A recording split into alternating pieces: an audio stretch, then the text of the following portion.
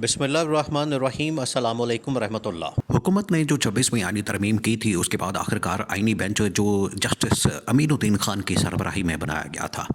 और इससे बड़ी उम्मीद वाबस्ता थी हुकूमत की, क्योंकि हुकूमत ने यह वारदात डाली इसीलिए थी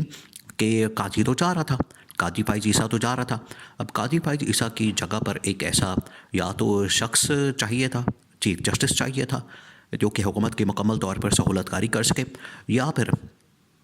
इन्होंने ये एक रास्ता निकाला कि हम एक पैरेलल अदालत कायम कर देते हैं और उस अदालत के पास जितने रियासती हुकूमती मामलात होंगे, मुकदमात होंगे, वो हम उसके पास भेज देंगे। हुकूमत की ये साजिश थी। ये हुकूमत पूरा जो इस वक्त सेटअप कायम है, आपको पता है, एक तो जाली वोटों से कायम है और इनके पास जाली मैंडेट है, इनके पास आवाम की सपोर्ट और हिमायत नहीं है। इस वजह से ये साजिशों के ज़रिए से अपने इक़्तिदार को बचाने की कोशिश करते हैं। इन्होंने ये सहूलतकारी जो सुप्रीम कोर्ट से, अदलिया से मिल रही थी, इसको कंटिन्यू रखना था। तो कंटिन्यू रखने के लिए इन लोगों ने क्या किया कि आईनी तरमीम करके तो एक पैरेलल सिस्टम कायम करने की कोशिश की। बहरहाल उसमें ये ऑप्शन आ गई कि एक आईनी बेंच बना दे, तो आईनी बेंच बना दिया। क्या आईनी बेंच? वो भी उसकी तरह का मुकम्मल तौर पर हुकूमत की सहूलतकारी करने वाला और आइन और कानून की धज्जियाँ उड़ाने वाला। तो जस्टिस अमीनुद्दीन खान की सरबराही में ये जो आईनी बेंच है, इसने इमरान खान से मुतल्लिक इंतहाई अहम तरीन मामलात के ऊपर, मुकदमात के ऊपर फ़ैसले देना शुरू कर दिए हैं। और वही जो नज़र आ रहा था, जो पता चल रहा था, जो कि बिल्कुल पहले दिन से आइडिया था कि ये हुकूमत ने अपनी ही सहूलतकारी के लिए, अपने ही हक़ में फ़ैसले दिलवाने के लिए ये एक बेंच कायम किया है और इमरान खान के ख़िलाफ़ फ़ैसले दिलवाने के लिए। अब इमरान खान ने यहाँ पर सुप्रीम कोर्ट ऑफ पाकिस्तान में बहुत सारे मुकदमात और पिटिशन्स डाल रखी हैं। बहुत सारे मुकदमात हैं, उसमें 8 फरवरी के मुकदमात भी हैं, 9 मई के मुकदमात भी हैं, उसके अंदर मखसूस नशिस्तों वाला मामला भी है, उसके अंदर अब 26 नवंबर का मामला भी आ गया है, उसमें प्रैक्टिस प्रोसीजर बिल है, उसके अंदर बहुत सारी चीज़ें जो कि इस वक्त डायरेक्ट हुकूमती और रियासती मामलात से डील करती हैं, वो तमाम के तमाम मामलात सुप्रीम कोर्ट ऑफ पाकिस्तान के अंदर मौजूद हैं। और 26 जब ये लास्ट टाइम 26वीं आईनी तरमीम की गई थी, उस दिन से लेके आज तक जो है सुप्रीम कोर्ट के अंदर रत्ती बराबर भी काम नहीं हो रहा। ये अब तकरीबन 2 महीने हो चुके हैं। ऐसे आप अंदाज़ा करें कि इदारों को नाकारा करने में, इदारों को मुकम्मल तौर पर लूला लंगड़ा करने में, इदारों को मफलूज करने में, इदारों को मुकम्मल तौर पर अपने हाथ में करने के लिए ये नून लीग और पीपल्स पार्टी वाले क्या क्या हरबे हथकंडे इस्तेमाल करते हैं। अब इमरान खान के बहुत सारे मुकदमात यहाँ पर पड़े हुए हैं। एक और अहम तरीन मामला था मिलिट्री ट्रायल का, सिविलियंस का। अब सिविलियंस के मिलिट्री ट्रायल का इससे पहले काजी फ़ाइज़ ईसा ने थोड़ा बहुत रास्ता निकालने की कोशिश की, लेकिन उमर अता बंदियाल के दौर में, जो कि लास्ट चीफ जस्टिस थे, अब तो खैर काजी फ़ाइज़ ईसा से पहले चीफ जस्टिस थे, तो उन्होंने ये सिविलियंस के मिलिट्री ट्रायल के ऊपर बड़ा दो टोक अंदाज में बड़ा ही ज़बरदस्त और जानदार किस्म का फ़ैसला दिया था कि सिविलियंस का मिलिट्री ट्रायल नहीं हो सकता, सिविलियंस के ऊपर मिलिट्री एक्ट नहीं लग सकता, आर्मी एक्ट नहीं लग सकता, क्योंकि उस डोमेन में नहीं आते। अगर कोई मिलिट्री ऑफिसर है, आर्मी ऑफिसर है, कोई फ़ौजी जवान है, उसने कोई आर्मी एक्ट की वायलेशन की है, जिस तरह से अभी जनरल फैज़ हमीद का मामला है। अब जनरल फैज़ हमीद, क्योंकि वो एक जर्नल है, वो एक साबिक जनरल है, वो एक फ़ौजी है, फ़ौजी अफसर है, तो अगर तो उसने आर्मी एक्ट की वायलेशन की है तो उसके ऊपर तो आर्मी एक्ट लग जाएगा, उसका मिलिट्री ट्रायल होगा, उसका कोर्ट मार्शल होगा, जिस तरह से आजकल हो रहा। लेकिन अगर एक बंदा जो कि सिविलियन है, उसका फ़ौज से कोई ताल्लुक़ नहीं है, तो उसका कैसे मिलिट्री ट्रायल हो सकता है? अब 9 मई के मामलात में, 9 मई के मुकदमात में तकरीबन कोई 100-150 बंदा जो पकड़ के इन लोगों ने मिलिट्री कस्टडी में दे दिया। अब 100-150 बंदा जो है उसमें से कुछ को छोड़ दिया, कुछ के फ़ैसलों के ऊपर पे स्टे आ गया।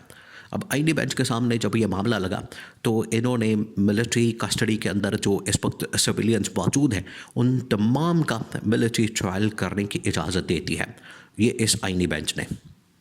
इसके अंदर अब